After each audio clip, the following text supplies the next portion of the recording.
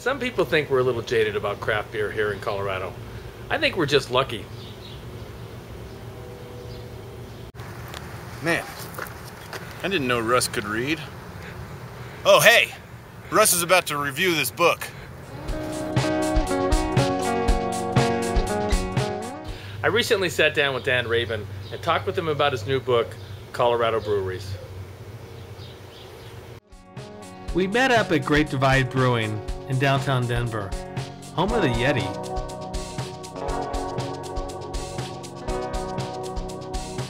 Well, I profiled 149 breweries across the state, and for each brewery I talked a little bit about the history, how it came into existence, the people that made it happen, the beers, the setting, and any other bits of local lore and trivia that I could scrape up. There are a lot of breweries I like a lot for a lot of different reasons, and right now we're at Great Divide. It's been one of my favorite urban breweries for a long time, and the thing that keeps bringing me back here is just great beers across the board.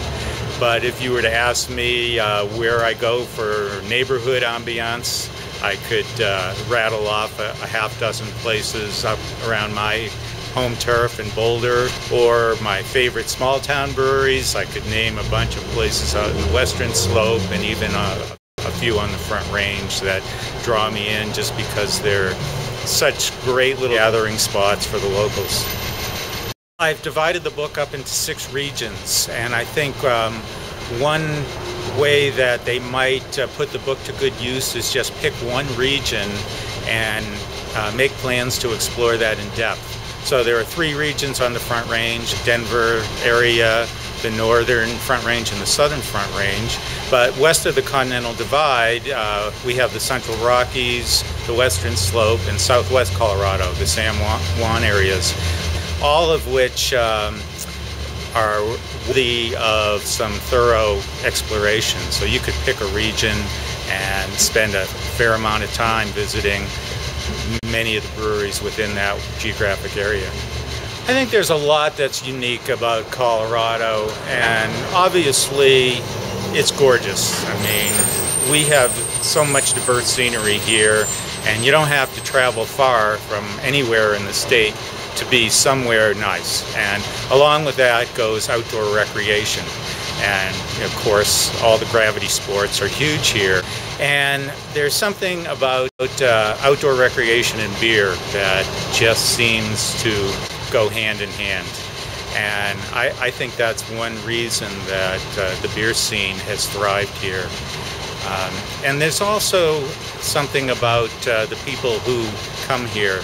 There's a lot of people who live here that came from other places, and they haven't necessarily brought their traditions with them. They're very open to new things and willing to experiment, whether it's with new activities, new foods, or new beers. So we're not tied into your dad's Schlitz or your grandpa's Budweiser.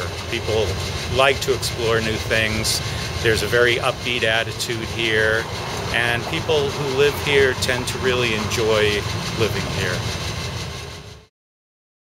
Because of Dan's background as a travel writer, this book really is a great travel companion and tool. If you live in Colorado or plan on visiting the state in the future, this book will help you navigate through Colorado's landscape of craft brewing just like a pro. And that's why we're giving Colorado Breweries a 5 keg rating. Published by Stockpole Books, search it out at your favorite bookstore or get a copy on Amazon.com.